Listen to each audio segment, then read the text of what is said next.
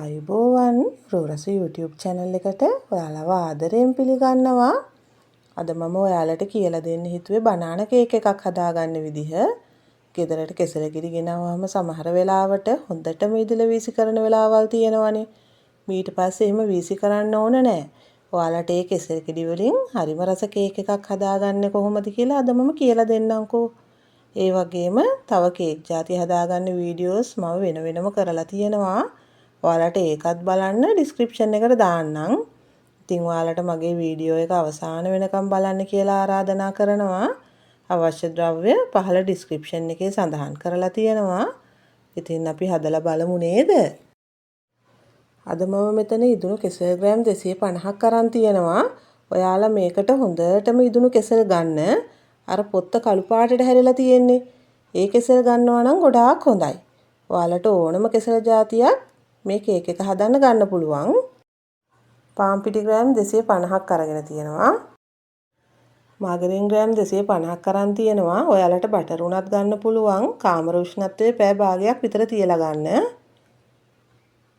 ඒ වගේම සීනි ග්‍රෑම් 250ක් මම ග්‍රයින්ඩ් කරලා අරගෙන තියෙනවා. සාමාන්‍ය ප්‍රමාණයේ බිත්තර 5ක් අරන් තියෙනවා. ඔයාලට මේකත් ග්‍රෑම් 250ක් වෙන්න කිරලා ගන්නත් පුළුවන්. බේකින් පවුඩර් තේ හැඳි 2ක් අරගෙන තියෙනවා. වැනිලා තේ හැඳි 1යි. ඒ වගේම ඔයාලා බටර් ටිකක් ගාලා බේකින් පේපර් දාලා ට්‍රේ එකක් ලෑස්ති කරලා තියාගන්න ඕන. මුලින්ම කෙසෙල් ගෙඩි ටික මේ විදිහට පොඩි කරගන්න ඕන. දැන් අපිට කෙසෙල් ගෙඩි ගන්නකොට ග්‍රෑම් 250ක්ම හරියට කිරලා ගන්න බෑනේ. සමහර වෙලාවට 260ක් 270ක් 280ක් විතර වෙන වෙලාවල් තියෙනවා. ඒකට කමන්නේ ඒ තියෙන ප්‍රමාණය ගන්න. හැබැයි ඔයාලා ගන්න ඕන අර මම කලින් කිව්වා වගේ හොඳටම ඉදිච්ච කෙසෙල්. පිටපොත්ත කළු පාටට වෙලා වගේ තියෙන්නේ. ඒ කෙසෙල් තමයි මේ කේක් එකට හරියන්නේ. මේ බලන්න හොඳටම ඉදිච්ච කෙසෙල් ගත්තාම අපිට පොඩි කරගන්නත් හුඟක් ලේසියි. ඊළඟට භාජනයක් අරගෙන ඒකට මාගරින් ටික දාගන්නවා. ඔයාලට මේකට බටර් ගන්නත් පුළුවන්.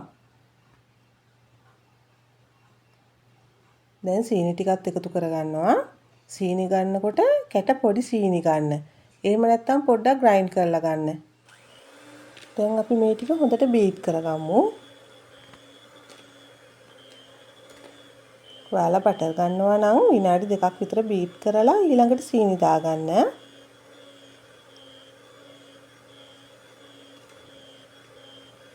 මාගරින් සීනි ටික විනාඩි 12ක් 15ක් විතර අපි හොඳට බීට් කරගන්න ඕන.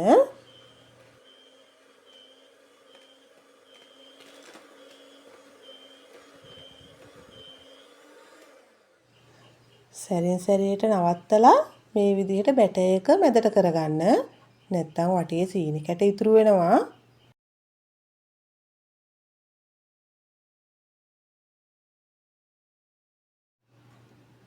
කොහොමත් අපිට මේ වෙලාවේ සීනි වලින් 80ක් විතර වගේ තමයි දිය කරගන්න පුළුවන් වෙන්නේ. හැබැයි බිත්තර ටික එකතු කරගත්තාම ඉතුරු සීනි ටිකක් දිය කරගන්න පුළුවන්.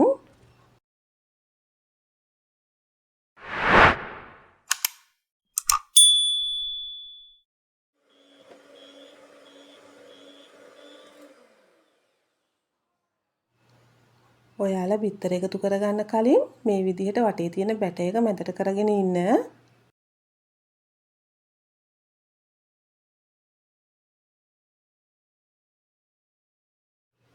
දැන් බිත්තර එකින් එක දාගෙන බීට් කරගන්න ඕන. එක බිත්තරයක් එකතු කරලා විනාඩි 2ක් විතර බීට් කරගන්න. එතකොට කේක් එක හොඳ සොෆ්ට් එකට එනවා.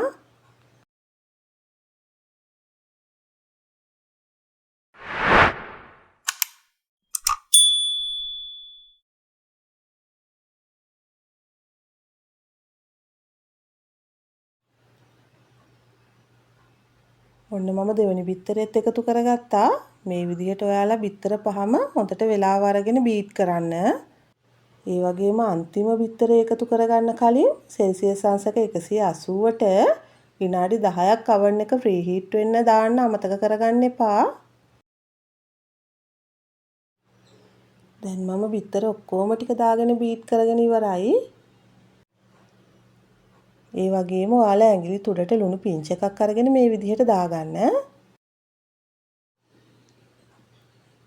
වැනිලා තේ හැන්දකුත් දාගෙන ආයෙම මේක පොඩ්ඩක් බීට් කරගන්න ඕන.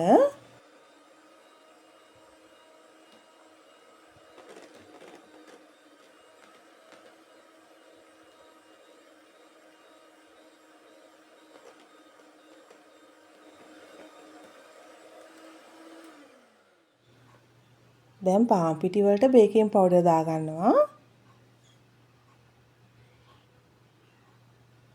මේක හැන්දකින් හොඳට කලවම් කරගමු. ඔයාලට පාන් පිටි බේකින් පවුඩර් එකට දාලා හලලා ගන්නත් පුළුවන්. හැබැයි අද මම මේ දෙක එකට දාලා ටිකක් කලවම් කරලා ගන්නවා.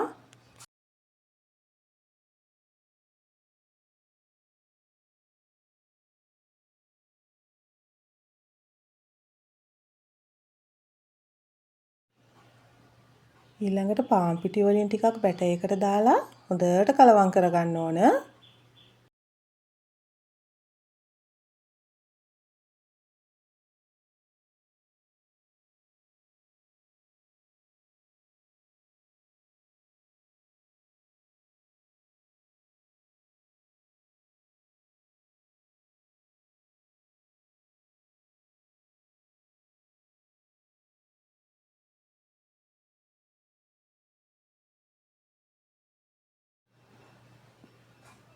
දැන් කලින් පොඩි කරගත්ත කෙසෙල් ගෙඩි ඔක්කොම ටික මේකට දාලා කලවම් කරගමු.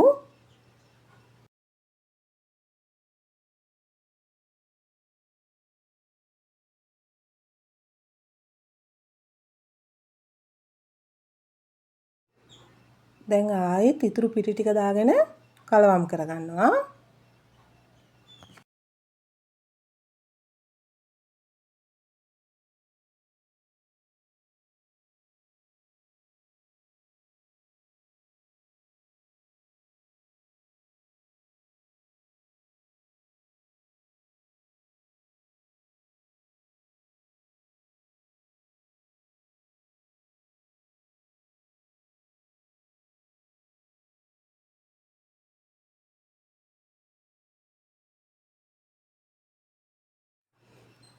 ඊළඟට තප්පර 30ක් විතර මම බීටරෙන් බීට් කරගන්නවා. එතකොට හරියට කලවම් වෙලා නැති පිටි කැට එහෙම තියෙනවා නම් හොඳට කලවම් වෙනවා. වැඩි වෙලා බීට් කරන්න එපා. තප්පර 30ක් විතර බීට් කරාම ඇති.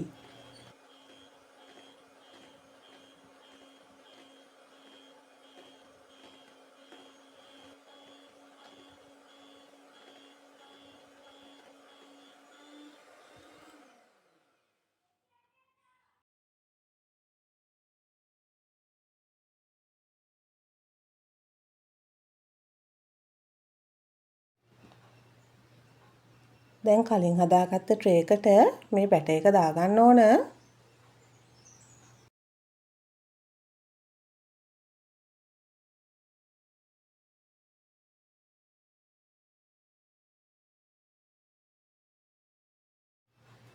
ඊළඟට මේ ටික ගානට උඩින් පොඩ්ඩක් හදාගන්න.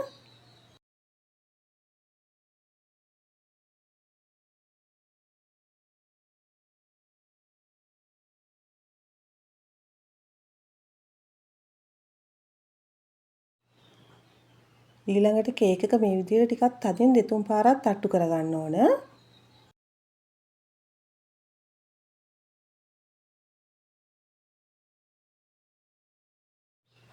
ඊළඟට සෙල්සියස් අංශක 180ට විනාඩි 45ක් අපි කේක් එක බේක් කරගන්න ඕන. ඔයාලගේ oven එකෙන් oven එකට උෂ්ණත්වය සහ බේක් වෙන වෙලාව වෙනස් වෙන්න පුළුවන්.